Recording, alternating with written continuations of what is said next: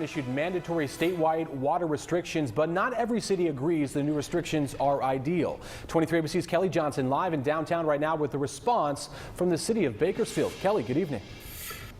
Good evening, Tim. Bakersfield is one of the cities that doesn't believe it's ideal to cut its water usage from 25 to 35%. Bakersfield residents understand there's a drought, and those we spoke with have done their best to cut their water usage. My husband decided that instead of watering the lawn twice a day and for like 30 minutes a day, he shut off the sprinkler system to once a day, 15 minutes. I have been asking my mom to kind of not watering the lawn so much, to just give it a rest for a little while, so that the drought doesn't get worse. But a mandatory statewide water restriction would force Californians to cut down their water usage even further. I've decided to use paper plates instead of actual plates.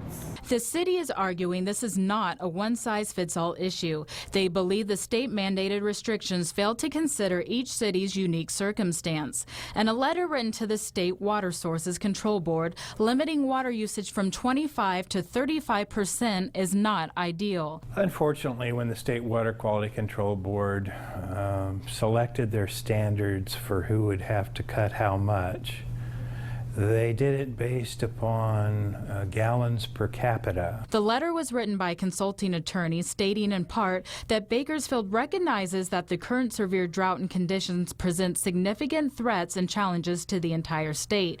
He then writes, it is not reasonable for Bakersfield to be penalized for being located in a drier climate with less precipitation. When we are in a climate where it's 108 or 110 in July and August, the landscaping, the grass takes more water than, say, the coastal areas where that same temperature is 40 degrees lower on those dates.